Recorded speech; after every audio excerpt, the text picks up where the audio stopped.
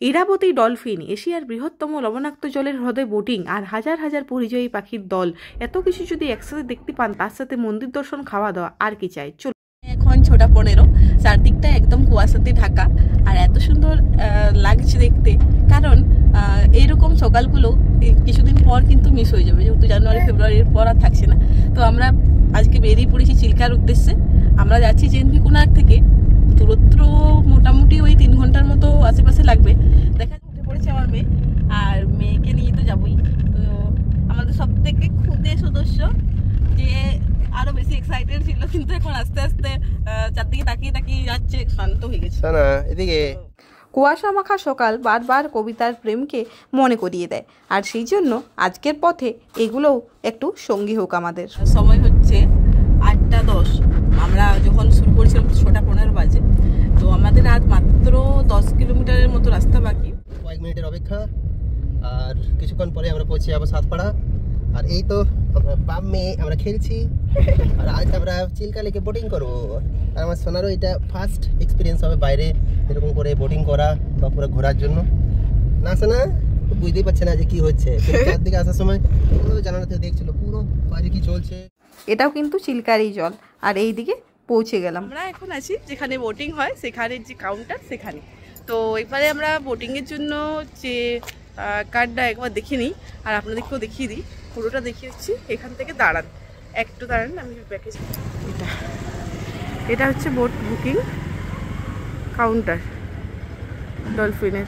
এই যে মেয়েকে নিয়ে ও এন্ট্রি নিয়ে নিল। আমাদের ব্যাগগুলো রাখা আছে। এটা হচ্ছে ভিতরটা,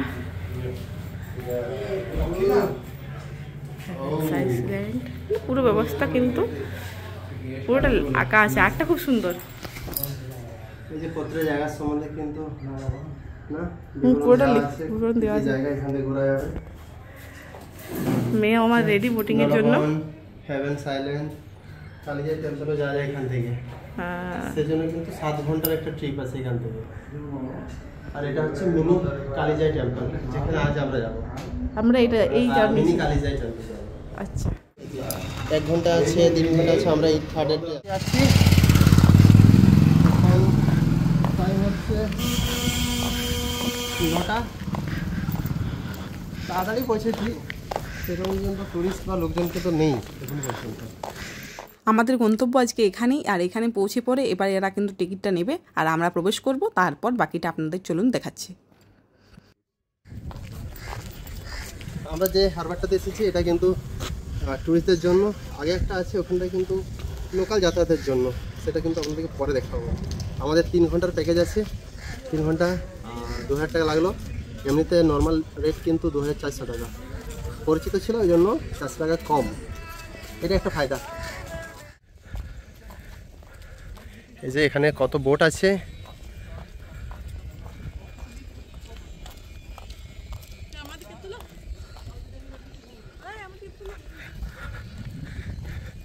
আর এই যে এদিকে দেখো সোনা, শুরু হচ্ছে সফর। তো ওইখানে আমাদের বোট লেগে পড়েছে।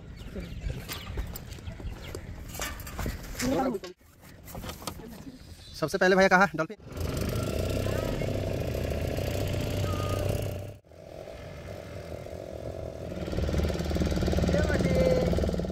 এবার দেখুন পাখিদের দেখা কিন্তু মিলতে শুরু করেছে। এই যে প্রত্যেকটা বাঁশের কাঠির উপর একটা পাখি, সামনের থেকে দেখে পর খুব ভালো লাগে। চিল্কা লেকটা এই সময় অসম্ভব সুন্দর লাগছে, তাই একটু দেখিয়ে দিলাম। এই অগাধ জলরাশির মাঝে আমরা অসাধারণ একটা এক্সপিরিয়েন্স।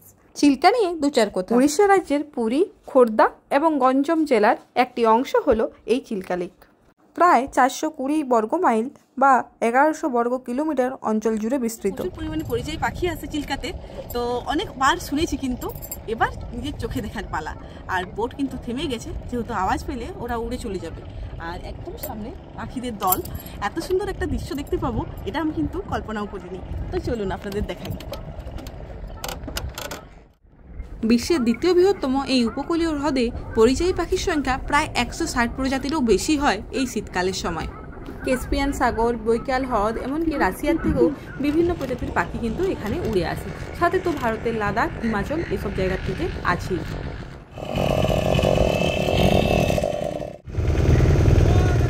চলুন এবার চিল্কার প্রধান অ্যাট্রাকশন ইরাবতী ডলফিনের সাথে দেখা করি। আমরা কিন্তু খুব সহজেই এর দেখা পেয়ে গেছিলাম। সাতপাড়াতে গেলে আপনারাও কিন্তু এর দেখা পেয়ে যাবেন। আর সত্যি বলতে আমরা কিন্তু লাকিও ছিলাম। এবার চলুন এদের নিয়ে দু চার কথা বলি। এদের গায়ের রং হয় স্লেট ধূসর বা স্লেট নীলকা।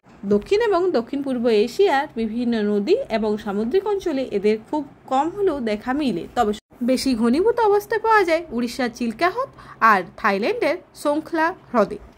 ইরাবতীর ডলফিন কিন্তু খুব ধীর সাঁতারু, দেখলেই বুঝতে পারবেন। আর এদের উপর পরীক্ষা করে দেখা গেছে প্রায় 20 থেকে 25 কিলোমিটার এরা প্রতি ঘন্টাতে যায় সাঁতার কেটে। বিশ্বে এই ইরাবতী ডলফিনের সংখ্যা প্রায় 7000-এর কাছাকাছি। উড়িষ্যার চিল্কা লেকে এর সংখ্যা প্রায় 150। চিল্কাতে এই ইরাবতী ডলফিনকে দেখতে হলে যেতে হবে সকাল সকাল অথবা পড়ন্ত বিকেলে।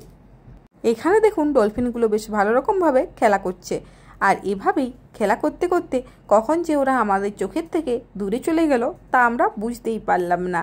ব্যাস, এবার ইরাবতীর ডলফিন ছেড়ে এগিয়ে যাওয়ার পালা।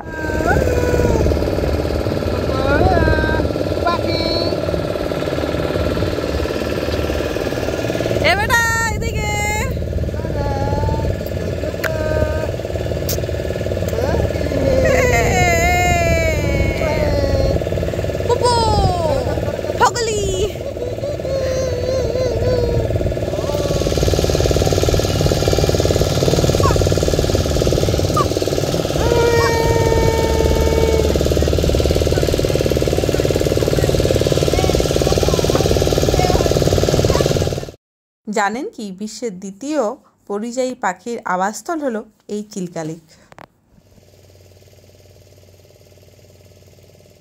চিল্কাতে আমরা বিভিন্ন ধরনের পরিবহন ব্যবস্থা দেখে নিলাম। ছোটোখাটো দ্বীপের সংখ্যাও কিন্তু চিল্কাতে কম নেই। সেখানে বিভিন্ন ধরনের বন্য গাছ, বিভিন্ন প্রাণী, এমনকি মানুষেরও বসতি আছে।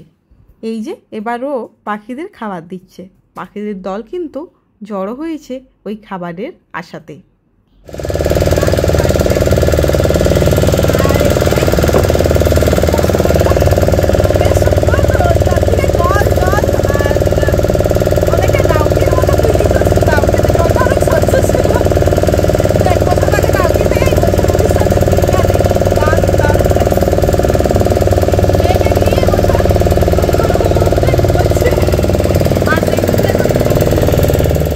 মৎস্যজীবীরা চিল্কাতে মাছ ধরার জন্য এই রকম ব্যবস্থা কিন্তু করে রেখেছেন। এখান থেকে বিভিন্ন ধরনের মাছ সংগ্রহ করেন।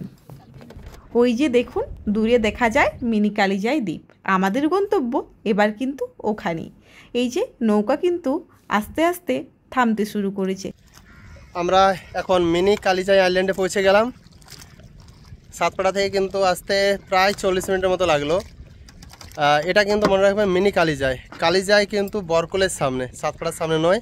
সাতপাড়া থেকে কিন্তু কালিজাই যাওয়া যায়, তার জন্য কিন্তু 7 ঘন্টা একটা ট্রিপ আছে এখান থেকেই।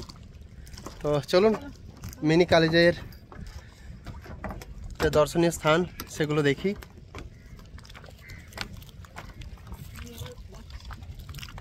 আর এই তো আমাদের পুতুসোনা ঘুমিয়ে পড়েছে।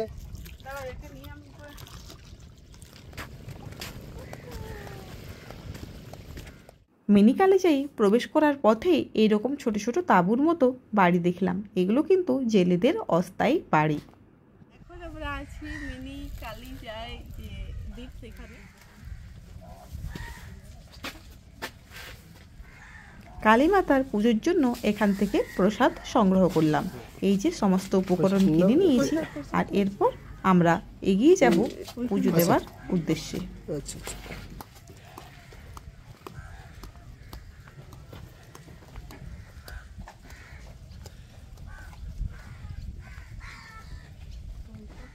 এখানের মূর্তিটি কিন্তু বেশ প্রাচীন। আর এখানে মাতা হিসাবে চণ্ডী মাতা এবং তার সাথে লক্ষ্মী মাতা এবং গঙ্গা মাতা পূজিত হন। হ্যাঁ, মায়ের ওই অপরাজিত ফুলটা নিতাম, ওই নীল ফুলটা।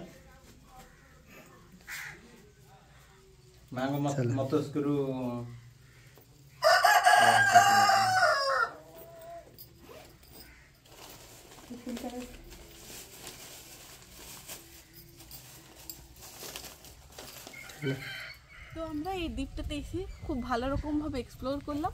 আর তার সাথে যেটা মেন অ্যাট্রাকশন এখানে সেটা হচ্ছে মিনি কালিজাই মন্দির। তো যেটা মেন কালিজাই মন্দির সেটা এখান থেকে অনেকটাই দূর, প্রায় 6 থেকে 7 ঘন্টা সময় লাগবে বললো। আর যেহেতু আমাদের এখন অতটা টাইম নেই, আর সেই জন্য আমরা এইটুকু দেখেই চলে যাচ্ছি। তবে বেশ ভালো ব্যবস্থা আছে এখানে, আপনারা কিন্তু চাইলে যখন যোগ্য হয় তখন থাকতে পারেন। মেনলি এখানে কিন্তু মানে যারা জেলে, যারা মাছ ধরে, তারা কিন্তু এখানে থাকেন। এখানে তো আমাদের এই ছোট ছোট কিন্তু হ্যাঁ ঝুপড়িগুলি আছে, ঝুপড়িগুলো থাকেন। আর এখানে ছোট দোকানের মতনও আছে যেখানে আমরা প্রসাদ কিনলাম, তারপর পুজো দিলাম। তো সমস্ত ব্যবস্থা কিন্তু করা আছে। প্রচণ্ড বড় বড় মুরগি আছে। আমার মেয়ে কিন্তু খুব এক্সাইটেড হয়ে পড়েছে, মানে সব মুরগি বাছুর। এই দেখতে পাচ্ছেন আওয়াজ, আজ এটা সব ধরতে হবে ওকে, মানে বাচ্চাদের জন্য বেশ ভালো। তো আমার কিন্তু খুব খুব খুব ভালো লেগেছে। যাই হোক, আমাদের পুরোটাই এক্সপ্লোর করা হয়ে গেছে। এবার আমরা ফিরে যাবো বোটে, কারণ টাইম হয়ে যাচ্ছে। ঘড়িতে এখন সময় 11:10। চলুন এবার আমরা ঘুরে দেখি পুরো মন্দিরটার চত্বরটা ঠিক কীরকম। এই মন্দিরের কিন্তু কাজ চলছে, আর এই কাজের জন্য জেলে ভাইরা চারিদিক থেকে পয়সা কালেক্ট করছে। তাই যারা যারা এখানে আসবেন তারা অবশ্যই একটু সাহায্য করবেন তাদের। এক পলকে পুরোটা একবার দেখে নিন।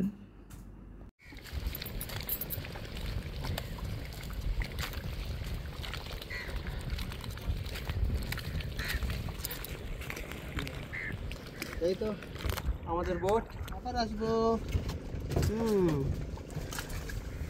এবার এখান থেকে ফিরে যাওয়ার পালা, আর সেই জন্য মাঝি ভাই নৌকো শুরু করলো চালাতে। চলুন এবার স্বাগত অন্য একে দ্বীপে। এখানে খাবার ব্যবস্থা আছে।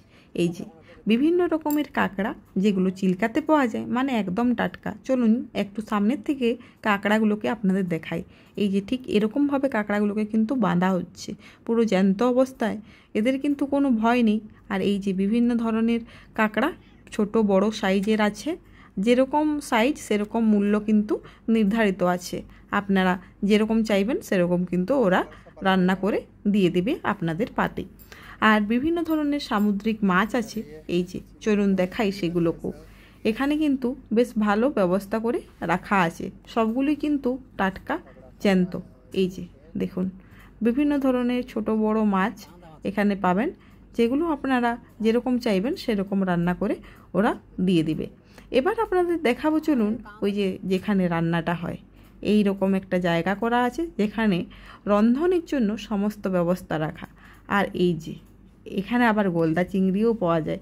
মানে এত এত উপকরণ পাবেন খাবার, ভাবাই যায় না। মানে চিল্কাতে বোটিং করার পর চিল্কারই এক দ্বীপে আপনারা পেয়ে যাবেন সমস্ত রকমের আইটেম খাবার জন্য। আর কি চাই বলুন, দারুণ ব্যবস্থা। চিল্কাতে বোটিং করে যদি হয়ে যান খুব টায়ার্ড, তাহলে অবশ্যই আমার মতো একখানা ডাব নিয়ে নেবেন হাতে, তাতেই মিটে যাবে সমস্ত তৃষ্ণা। ওই ডাবটা এরকম ভাবে তুই খেতে পারবি? ওর ক্ষমতা আছে নাকি এটা খাওয়ার? ধরবে ডাবটা ধরবে না। ধরো সোনা, একটু ডাবটা ধরো, নাও খাও। এখন 12টা বাজছে, প্রায় 3 ঘন্টা হয়েই গেল। যেটি দেখা গেল, প্রায় 3.5 ঘন্টার একটা জার্নি শেষের মাথায় এসে পৌঁছে গেল। তো আমাদের বোট রাইড কমপ্লিট হয়ে গেল। 12:30 আমাদের পুরো বোটিং কমপ্লিট। আর সবকিছু যেটুকু দেখাচ্ছিল দেখে নিয়েছি, অনেক কিছু এখনো বাকি, কখনো আরেকবার হবে। আর কিন্তু সবথেকে যেটা ভালো লাগলো সেটা কিন্তু ডলফিন পছন্দ। হ্যাঁ, ডলফিন দেখার জন্য এখানে এসেছিলাম। ডলফিন দেখতে পেয়েছি, খুব ভালোভাবে দেখতে পেয়েছি, খুব খুবই ভালোভাবে দেখতে পেয়েছি। সত্যি তাই, খুব এনজয় করেছি। আর সব কিছু মিলিয়ে দেখতে গেলে আমাদের যে পুরো অ্যাডভেঞ্চারটা, যেটা ডলফিনের পাখির সবকিছু দারুণ সুন্দরভাবে কেটেছে। কিন্তু এই সময় প্রচন্ড রোদ, তাও আমরা সকাল এসেছি। মানে যদি আপনারা চিল্কাতে আসেন একদম সকাল শুরু করতে হবে, একদম সকাল শুরু করতে হবে। যাই হোক, এখনের মতো টাটা। সামনে আরো অনেক কিছু আছে যেগুলো আসছে পরের ব্লগে।